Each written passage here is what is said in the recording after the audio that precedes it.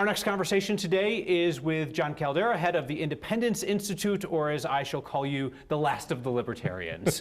But no, you've advocated for free market principles in Colorado now for decades. And you said something the other day that caught my eye, which is that Colorado should beware of Democrats consolidating spending cut control with the governor. Why are you so concerned about that? Process matters. And for those of us who worry about process, this is a red flag. I hear people around the Capitol especially screaming that Trump has too much power. And how did he get so much power? Because over the last century, Congress kept giving the executive branch more and more authority. Create a new agency, create new laws that need to be enforced, create new departments. And who runs all that? Who makes all those decisions? The president. Now, Obama did the same thing. He said, I'm going to use my pen and my phone and my pen.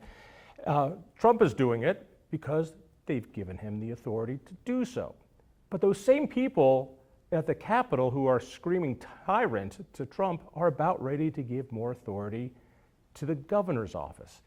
Procedurally, this is a dangerous thing that over time leads to tyranny. It strikes me, though, that Governor Polis would probably make spending cuts that would be more in line with your line of thinking than the more progressive Democrats in the state legislature, who you say should have the control. Our state legislature is so wildly progressive and out of control and away from the mainstream of Colorado values. Yeah, to be honest, I probably trust Jared Polis more with making spending cuts or budgetary decisions than I do the 100 of them under the Gold Dome. But that's not his job. And I'm worried not about Polis this one year. I'm worried about the next governor and the next governor and the next governor. You don't want to give a governor you don't know power that he could abuse. Let's go back to 9/11, 2001. It was a terrible time. You were like 3 years old. And it was terrible. People were scared. What do we do? Well, whenever there's a crisis, whenever there's fear, government power grows. It centralizes. And states like Colorado said, we're unprepared for an emergency. Let's give the governor's office a lot more authority during an emergency. Well, we had a Republican governor and Republican legislature then. It all seemed fine. Well, fast forward to COVID. We had a governor then who had the authority to shut down businesses, to use the health department to do all sorts of things, to take away our right of worship and to peaceably assemble, because we gave him that authority. It's not about Jared Polis. It's about the governors to come in the decades and century ahead. And as we look ahead in the near-term future, right? I mean, you're not going to tell me a Republican's going to get elected governor in the next cycle, are you? You wouldn't have told me that Donald Trump was going to get elected. No, not in the next cycle, no. Okay. I will bet your money, but not mine. Very good. Chances are Colorado's next governor is going to be a Democrat.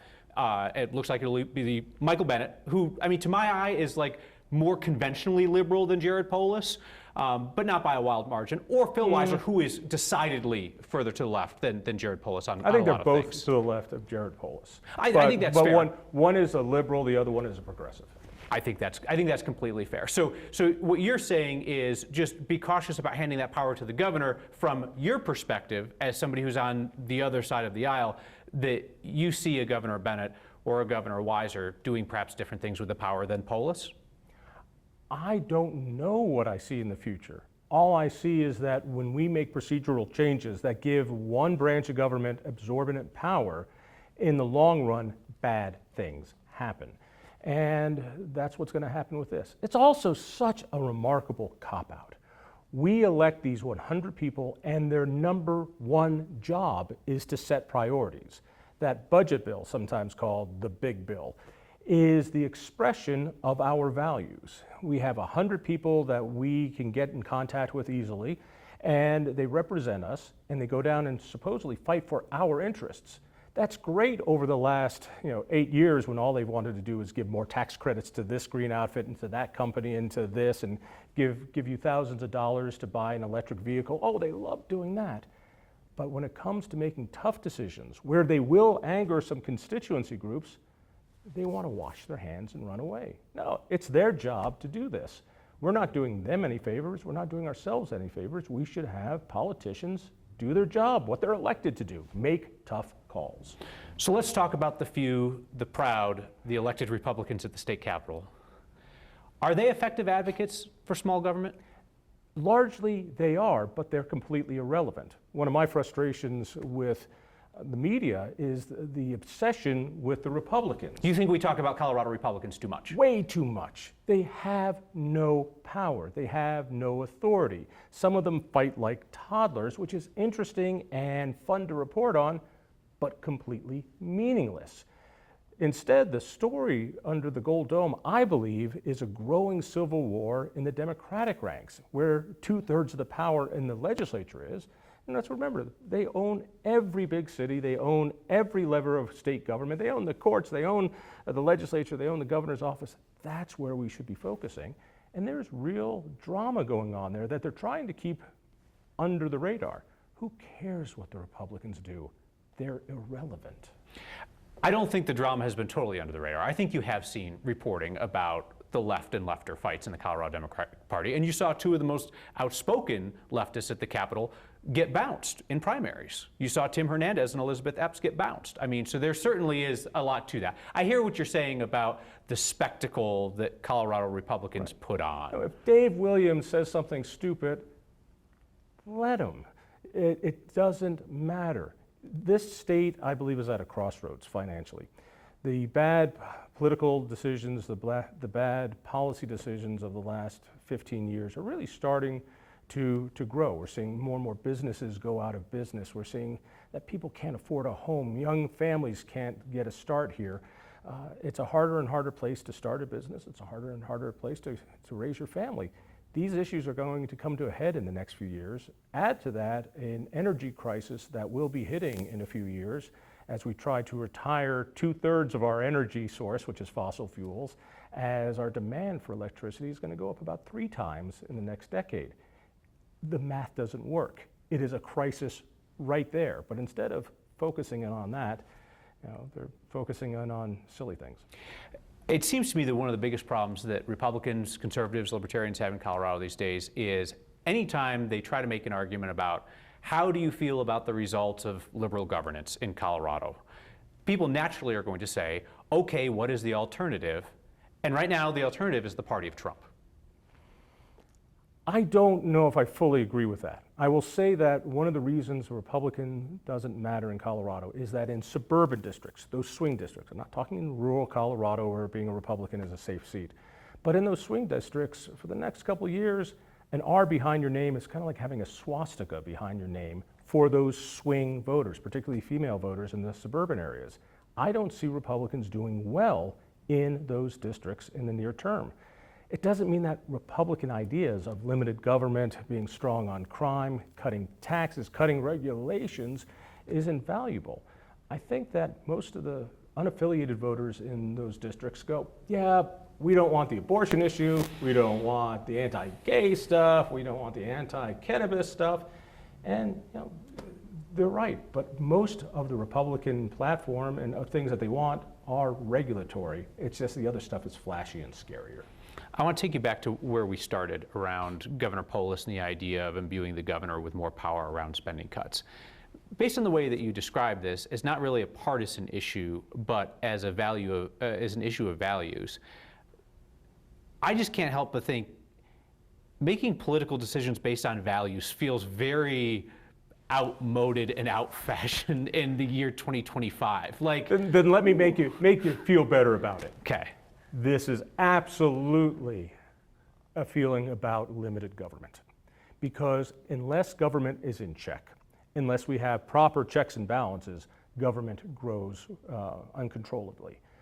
The decision that this legislature is going to make over a weekend when there isn't very much activity to keep an eye on them, which is an odd way to call a special session, will give the governor more power. In the long term, that isn't good for government. It's not good for those of us who believe in smaller government and more individual freedom and responsibility. So I can say this as somebody who wants more individual freedom, want people to make their own decisions. Giving one branch of government authority that should have been with the other is always going to end badly.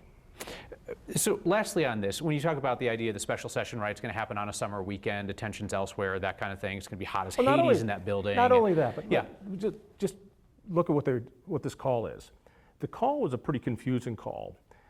They called it for a weekend, so when people are watching a Bronco game instead of finding out what their legislature is Well, doing. it's also when legislators aren't working. They have their own jobs, they're not paid full time. So if I'm a legislator and I got a 5-day-a-week job, what's wrong with a weekend session? What's wrong with the weekend session is that it's another way to make it opaque. It's another way to make sure that reporters aren't there as part of their regular crew. It just makes it more difficult for us, the viewers and participants and the citizens, to go down and testify and to do these things. Furthermore, the blitzkrieg approach that they're using with these bills, I strongly suspect that they're going to unleash different bills in different committees, but on the same subject. You saw this with the anti-gun bills, so that a constituency group has to try to play a zone defense while bills are being discussed. Stakeholders can't make it from this hearing room to that hearing room to this hearing room to negotiate this, because all these things are going on at once. And that's done on purpose. And I think that's an underhanded way of doing it, whether it's the gun bills or these bills on the budget. And I guess the way to avoid that would be to do a special session that lasts longer, right, than the minimum 3 days. You could say, actually, we're going to be here for 2 weeks. We're going to take our time. We're going to pump the brakes on these things, as opposed to just, everybody get ready. Here's your marching orders. Now run.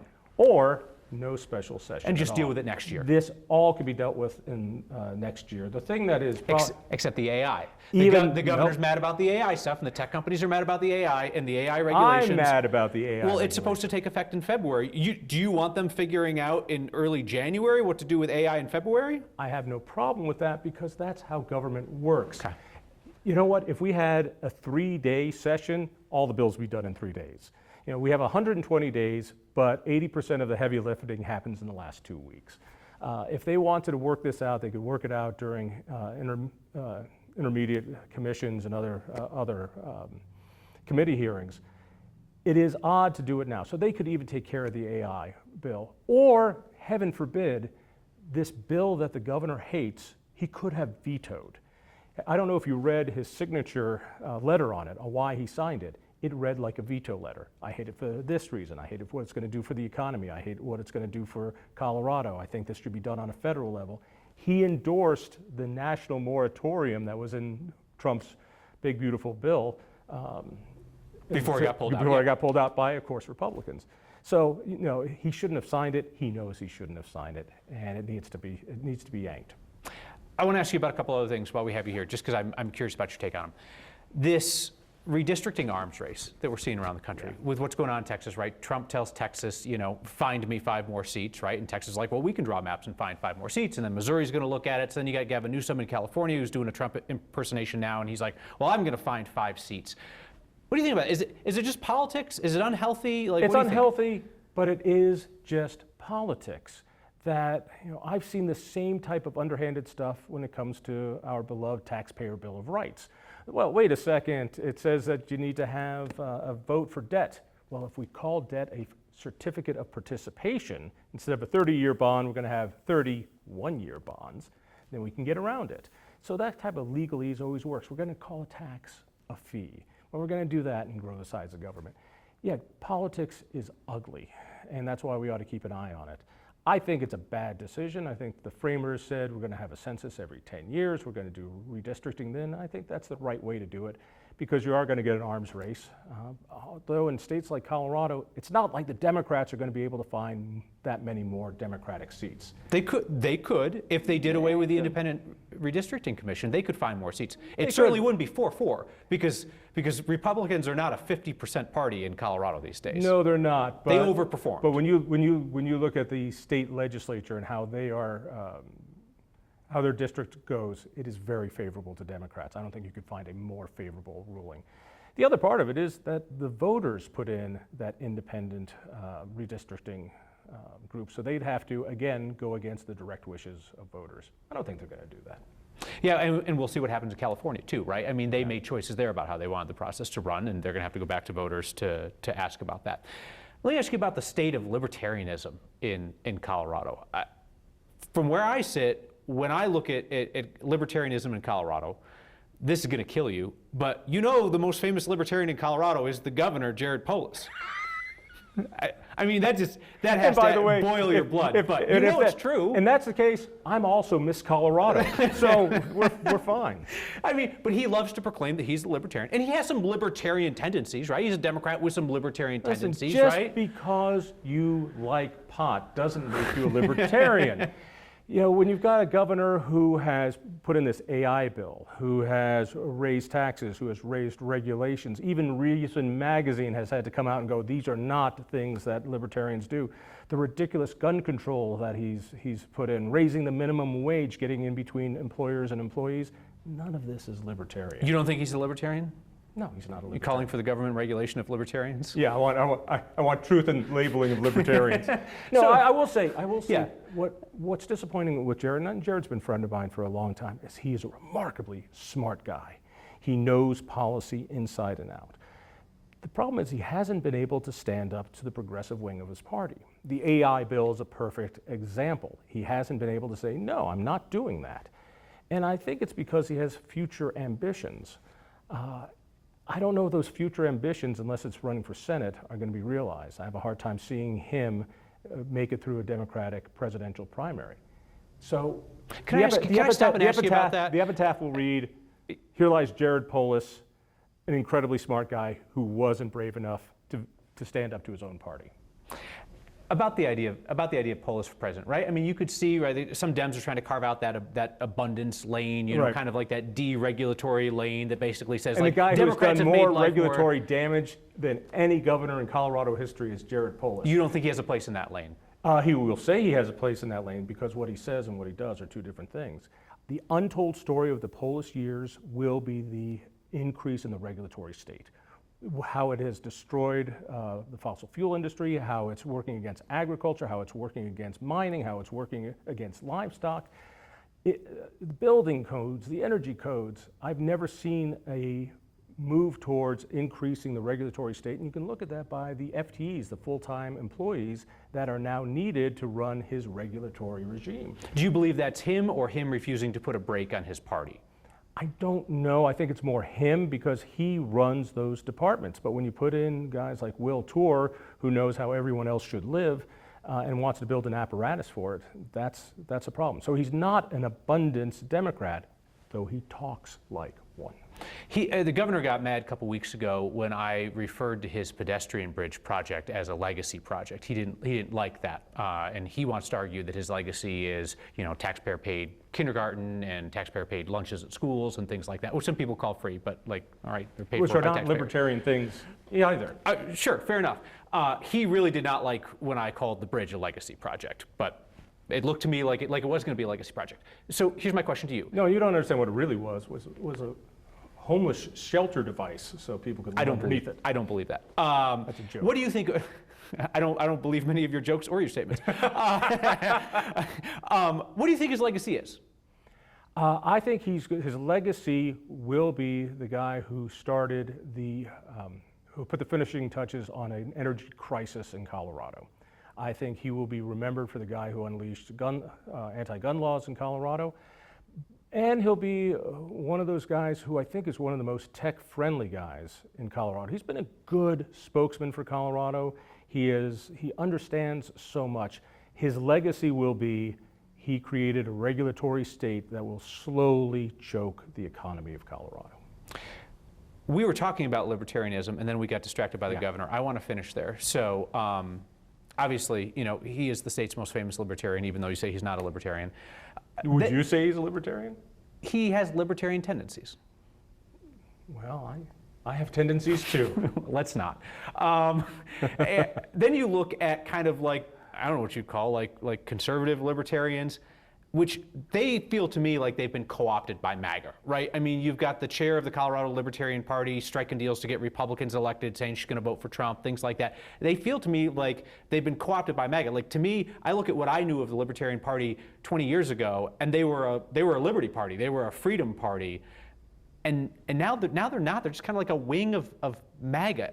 You see it differently. I see it differently. Go back even farther and look at the Green Party. The Green Party was its own thing. Don't what about me about the Green Party. I want to talk about libertarians. This is the analogy. Okay. And the analogy is that the Democratic Party absorbed most of the Green agenda. And so the Greens worked with the Democratic Party to get what they wanted. And in a lot of ways, libertarians have found that on a national level with Trump.